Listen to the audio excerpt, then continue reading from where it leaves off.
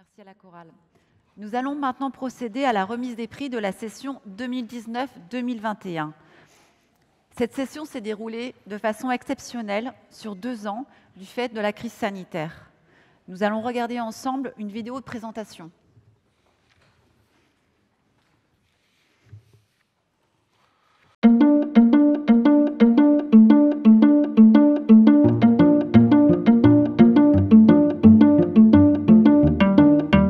Le Concours national de la résistance et de la déportation a été créé au départ en 1955 par la Confédération nationale des combattants volontaires de la résistance. Il a été intégré par le ministère de l'Éducation, agent clé de ce concours, et puis repris par la Fondation de la Résistance, qui travaille par ailleurs avec les autres fondations mémorielles, avec les musées de la Résistance, et bien sûr avec le ministère de l'Éducation. Alors la Fondation, qu'est-ce qu'elle fait?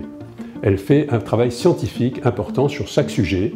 Elle produit un dossier papier distribué à plus de 50 000 exemplaires dans tous les collèges et lycées de France. Elle produit une série d'éléments sur le musée en ligne de la Résistance. Elle apporte donc à la fois une expertise scientifique et un appui pédagogique aux enseignants qui vont guider les élèves dans les travaux du concours. Personne ne comprend d'abord ce qui s'est passé. L'armée dont on pensait que c'était la meilleure armée du monde, celle qui avait gagné la guerre précédente, en quelques semaines est balayée. Et donc la première chose, c'est un certain nombre de gens ont essayé de se dire « mais pourquoi ça s'est passé? Qu'est-ce qui s'est passé ?» Donc c'est la première chose, c'est comprendre. Et puis après cela, le souci, c'est d'analyser pourquoi il y a des gens totalement hétérogènes, d'opinions politiques extrêmement diverses, qui se disent « il faut faire quelque chose ». Donc d'abord, refusent. Donc au départ, ce sont des actions totalement hétérogènes de gens qui n'ont aucune expérience de la clandestinité. Alors c'est quoi? Ce sont des tracts, des manifestations d'étudiants le 11 novembre 1940. C'est cet ouvrier agricole normand qui sabote les lignes allemandes et finit fusillé, l'un des premiers fusillés de la résistance française. La France ne peut pas rester dominée par un régime totalitaire, ne peut pas rester gouvernée par les complices de ce régime, donc il faut réagir. Je dois dire que j'ai été impressionné, et je rends hommage aux élèves mais également à leurs enseignants, par la qualité, la créativité, la diversité des travaux qui ont été faits cette année. Donc on a à la fois des copies pour les travaux individuels, historiques, de très très bonne qualité, dans lesquels on sent des élèves qui essaient de comprendre ce qui s'est passé, et puis on a aussi, notamment dans les travaux collectifs, une créativité tout à fait impressionnante, que ce soit la réalisation d'un poste de radio analogue à ceux qui existaient à l'époque et dans lequel on peut entendre l'appel du 18 juin, une valise dans laquelle on trouve le parcours d'un résistant ou une exposition, une série de panneaux sur le réseau du Musée de l'Homme. Donc je suis impressionné à la fois par la réflexion et la créativité, la diversité de ce qui a été fait par les élèves cette année.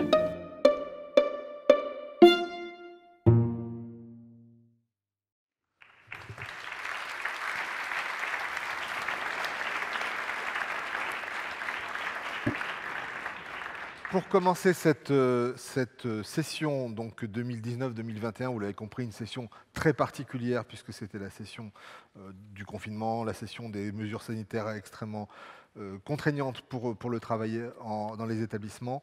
Donc on a quand même pu avoir beaucoup de travaux et on va en remercier particulièrement, rendre hommage particulièrement à ces lauréats qui ont travaillé dans des conditions difficiles avec leurs enseignants. La première catégorie, donc les devoirs individuels des lycéens. Alors la première lauréate, Laura Cohen, élève de première du lycée Yamdé de Paris.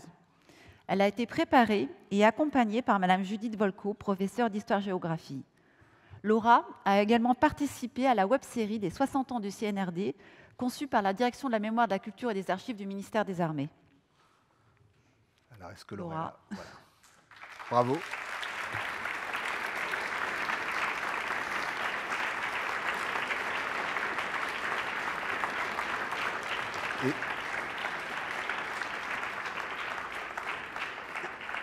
Et pendant que Laura et Madame Volko nous rejoignent sur scène, je vais appeler la deuxième lauréate, Marie-Lou Fortier, qui était élève de terminale au lycée Robespierre d'Arras, dans l'académie de Lille. Elle a été préparée au concours par Madame Sylvie Plomion, professeure d'histoire-géographie, donc si vous voulez bien descendre également.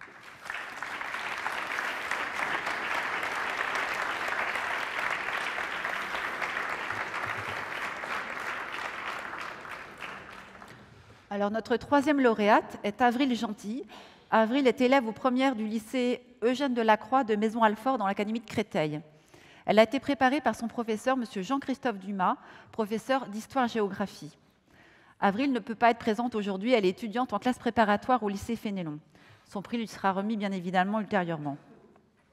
Je crois que son enseignant est oui, là. Monsieur Dumas. Si vous voulez bien descendre, merci beaucoup. Merci.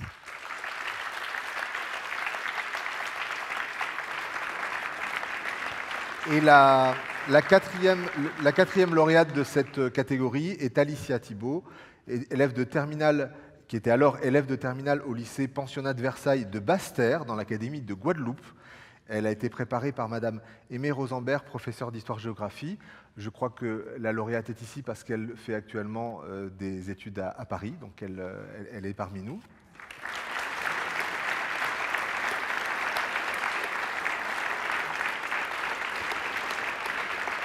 Et je voudrais qu'on envoie notre salut à l'Académie de Guadeloupe. Il est très tôt en ce moment en Guadeloupe, quelque chose comme 5-6 heures du matin. Et je crois que l'enseignante a tenu à regarder la cérémonie, donc elle est en direct, elle nous regarde, ainsi que les représentants du rectorat. Et on leur envoie évidemment notre amical salut.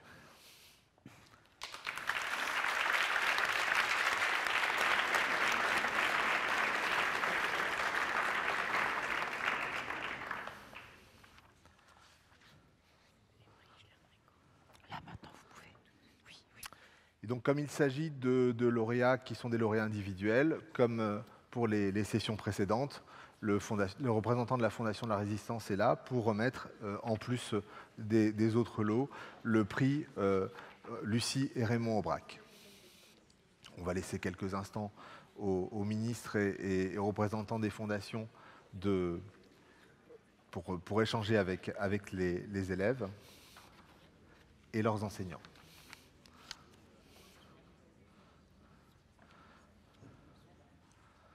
Donc, un mot pour vous rappeler un petit peu le contexte que j'ai évoqué tout à l'heure.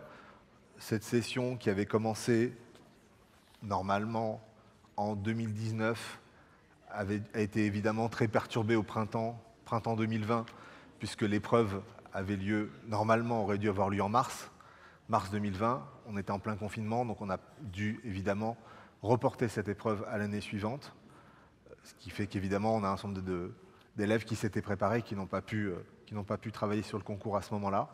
Et on avait décidé donc d'étendre la session sur 2 ans. Mais même l'année suivante, si vous vous en souvenez, et je suppose que les élèves et surtout les enseignants s'en souviennent, on était quand même dans des conditions qui étaient des conditions très particulières, avec des contraintes sanitaires fortes. Et il a été quand même difficile de travailler sur le concours, notamment en groupe. Je pense que ça a été quand même quelque chose d'assez compliqué à mettre en place. Et vraiment, voilà, on a un hommage particulier vis-à-vis des élèves et des enseignants qui ont travaillé dans des conditions difficiles à ce moment-là et qui ont fait des très belles réalisations.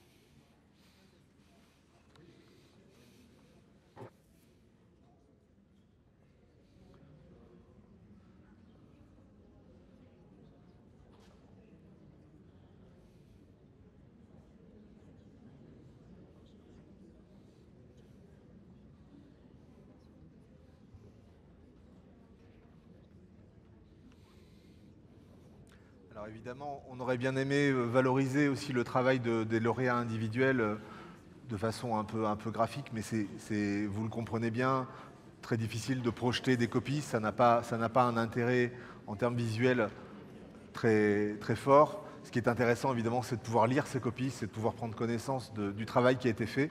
Mais dans une telle cérémonie, c'est un petit peu compliqué de vous projeter la copie.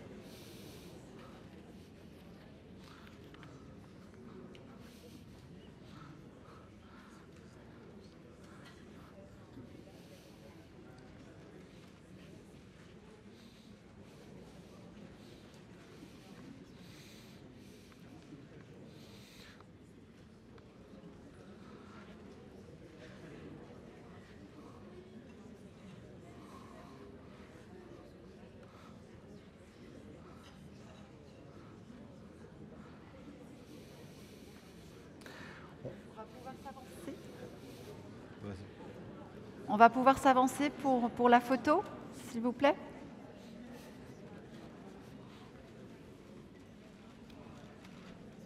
Avancez-vous si vous voulez pour la photo.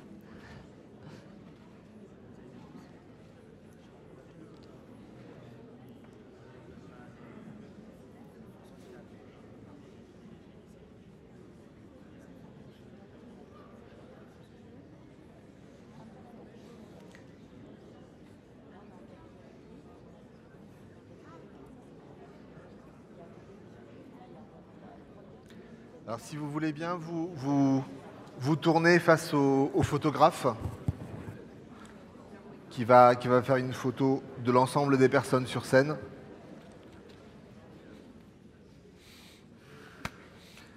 Alors si vous avez des diplômes à montrer, voilà, n'hésitez pas à le faire. C'est toujours mieux que d'avoir une face blanche de l'autre côté.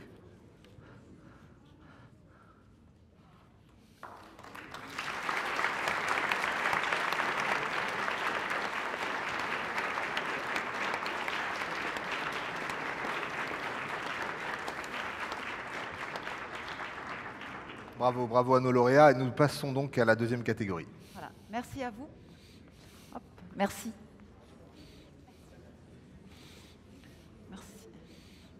C'est par là. Alors nous allons passer à la deuxième catégorie, les devoirs collectifs des lycéens.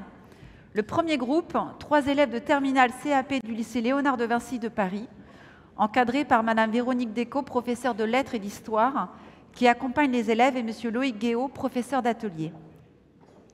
Intitulé « Porter la voix, montrer la voix ».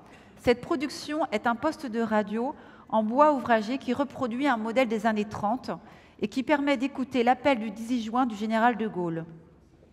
Ce projet a été réalisé dans le cadre d'un projet pluridisciplinaire et qui ouvre sur des sujets actuels comme le développement durable. Donc si vous êtes là, n'hésitez pas à descendre et à nous rejoindre sur scène.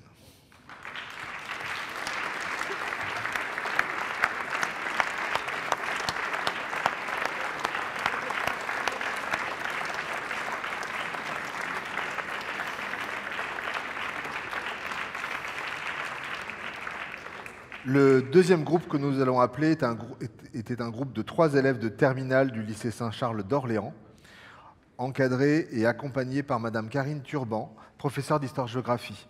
Les élèves ont réalisé une nouvelle audio consacrée à l'engagement des Sénans dans la France libre. Cette production numérique conçue à partir de témoignages d'acteurs de la période témoigne d'une véritable recherche documentaire et d'un grand intérêt pour l'histoire. Si vous voulez bien nous rejoindre.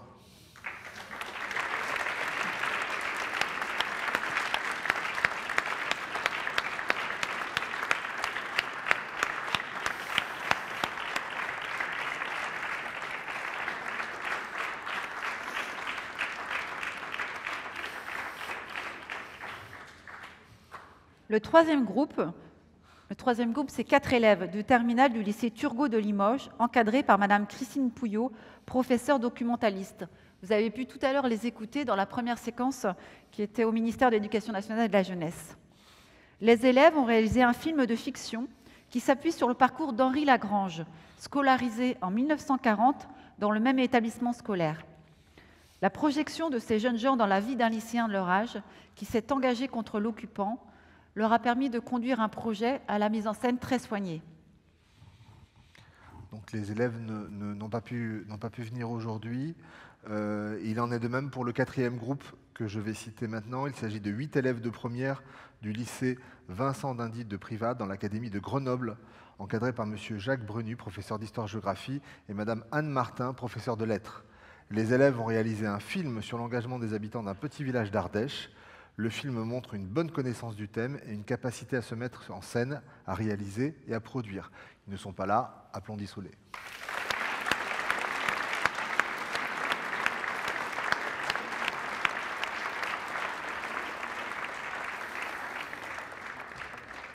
Nous allons donc remettre les diplômes, les chèques-lire et les ouvrages. Comment ? Oui, c'est ce que j'ai dit tout à l'heure.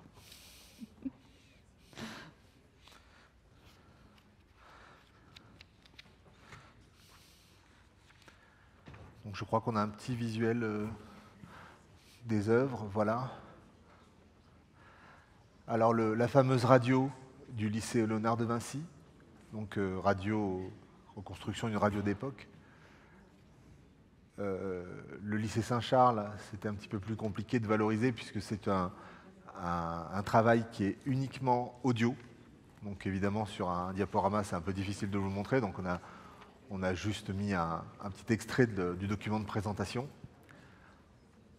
C'est le seul document sonore qui a été valorisé, qui a reçu un prix lors de ces 3 sessions du concours.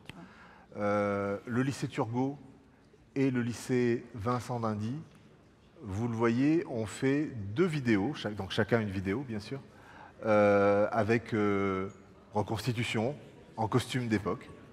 Voilà, donc des histoires qui étaient évidemment agrémentées de documents, de documents d'archives, d'explications, et ça durait à peu près une vingtaine de minutes un peu moins d'une vingtaine de minutes par vidéo.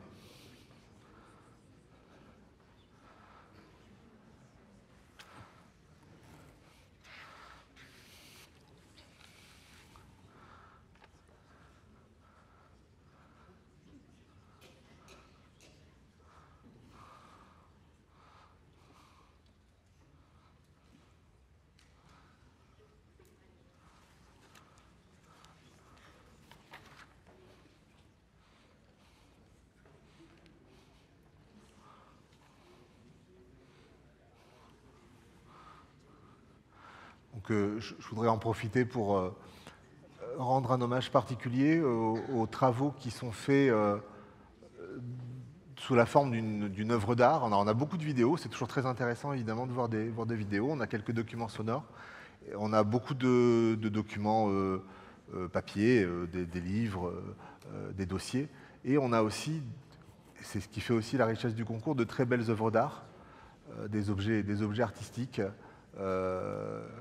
qui sont souvent interactifs d'ailleurs, de plus en plus.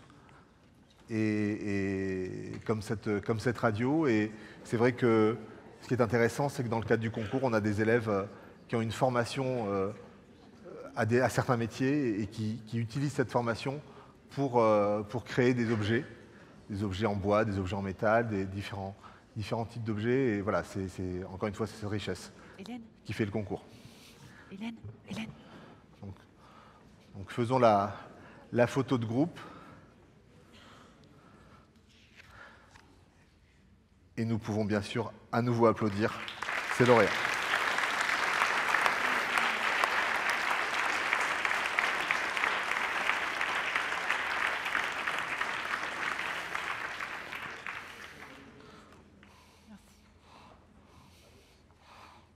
Oui.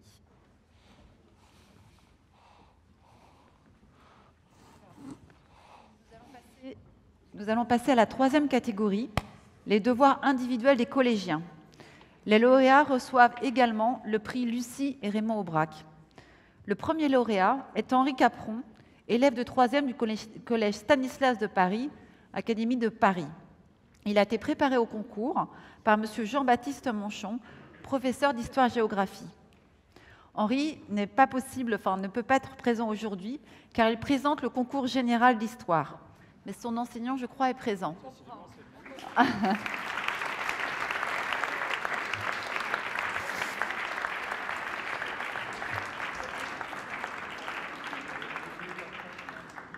Toujours extrêmement difficile de trouver dans l'année la bonne date pour la cérémonie de remise des prix, sachant en plus que demain, c'est l'épreuve du concours, du devoir sur table du concours du CNRD. La 2e lauréate que nous allons appeler est Alizée Labassa. Elle était élève de 3e du collège Gabriel Saïd de Vic-Fezensac dans l'Académie de Toulouse. Elle a été préparée au concours par Madame Christelle Thirier, professeure d'histoire-géographie, et malheureusement, elle ne peut pas être parmi nous aujourd'hui. Applaudissez-la.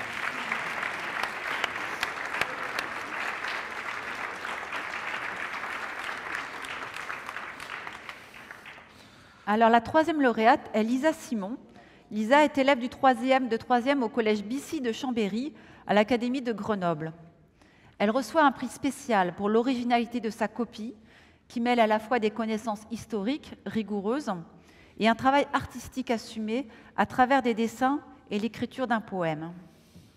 Lisa a été accompagnée par Julien Besson, son professeur d'histoire-géographie, et par Madame Séverine Martinetto, professeure d'art plastique.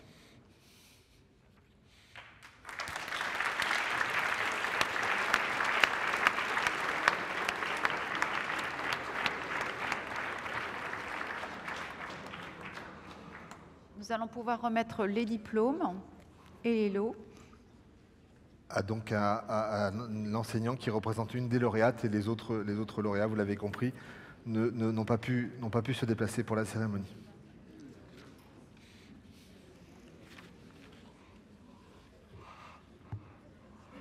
Et il est important que les enseignants évidemment soient présents, parce que la reconnaissance que nous avons dans le cadre du concours, c'est évidemment le travail des élèves, mais on mesure évidemment toute l'ampleur du travail préparatoire fait par les enseignants qui soutiennent les élèves dans le cadre du concours, qui les encouragent et qui leur donnent les pistes nécessaires pour la réussite.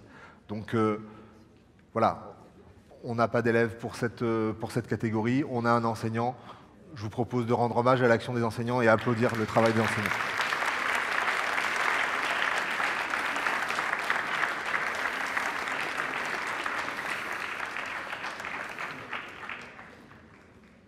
On va pouvoir faire la photo peut-être?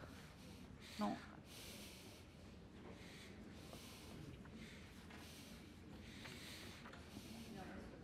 Allez-y.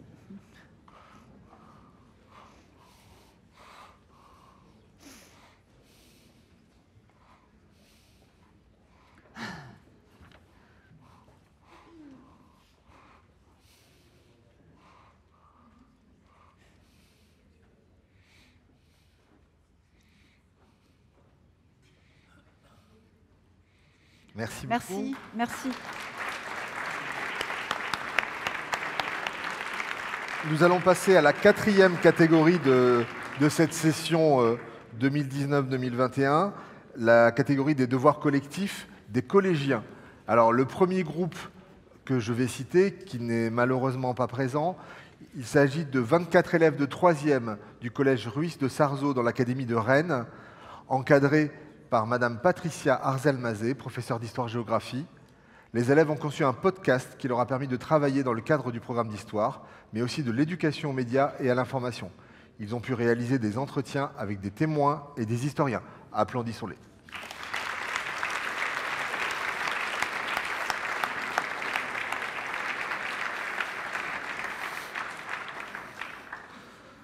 Le deuxième groupe sont 22 élèves de 3e du collège Foch de Strasbourg à l'Académie de Strasbourg, encadrés par une équipe pluridisciplinaire.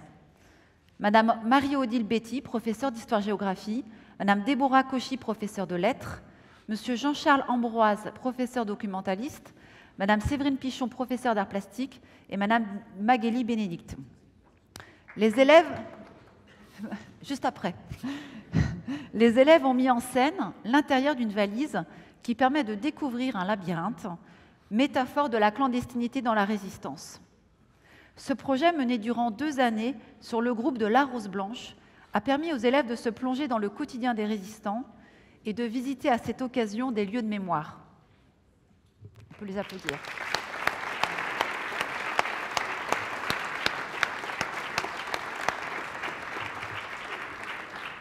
Alors, le 3e groupe que nous allons citer est normalement présent.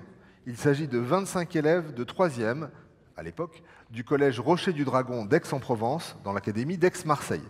Ils sont encadrés par Madame Mathilde Freux, professeure d'histoire-géographie, et Madame Hélène Sultan, professeure d'espagnol. Les élèves ont réalisé une exposition présentée sur support numérique qui leur a permis de découvrir les raisons de l'engagement des résistants du groupe du Musée de l'Homme à Paris, dont certains ont été victimes de répression. Je leur propose de venir sur scène s'ils sont présents, et vous pouvez les applaudir.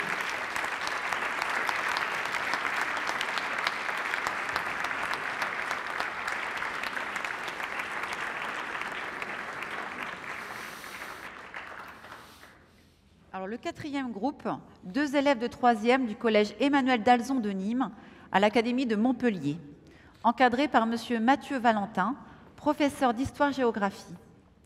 Les élèves ont conçu un dossier documentaire qui reflète les résultats de l'enquête qu'ils ont menée à partir d'un album photographique d'un Français libre dans une démarche historique. Ils ont reçu un prix spécial. Je crois qu'ils sont présents. Si vous êtes là, n'hésitez pas à venir.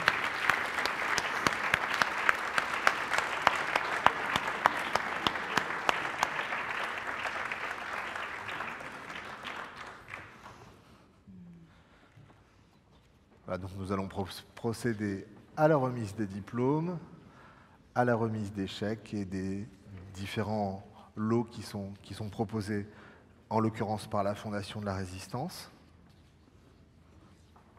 Comment ? Avec un petit échange, évidemment, avec les ministres.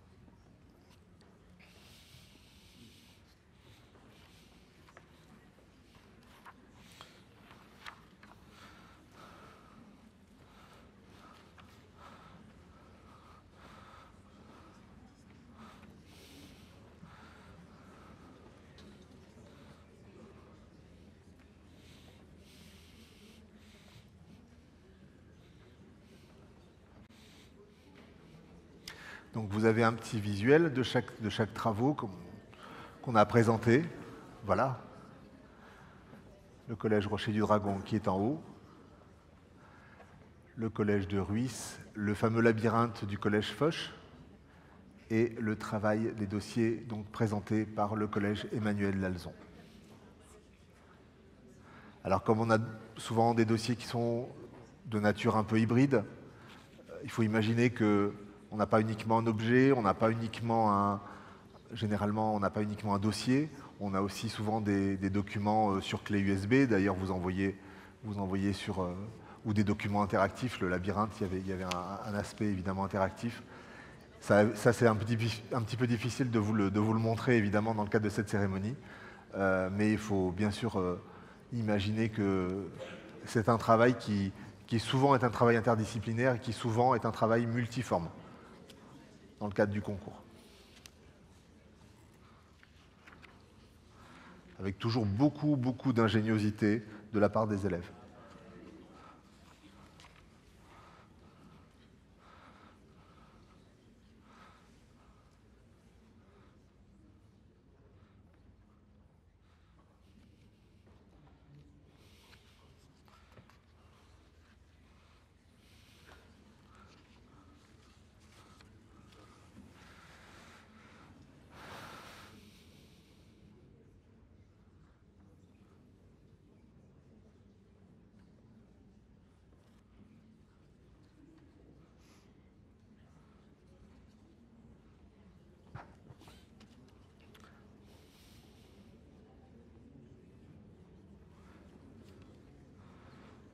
Donc après ce petit temps d'échange, on va faire une photo évidemment avec les ministres et avec les groupes des lauréats présents et leurs enseignants.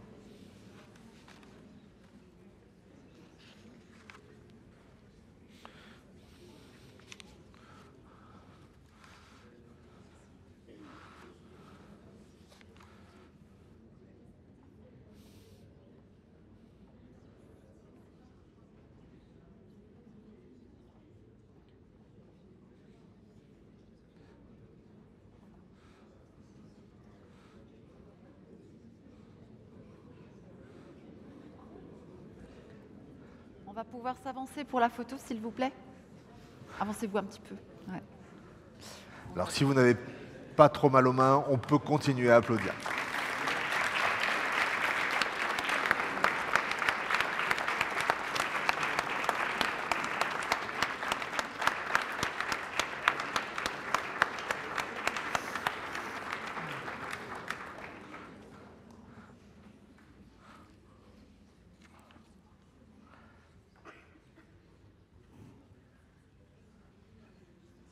Voilà, c'était la session 2019-2021.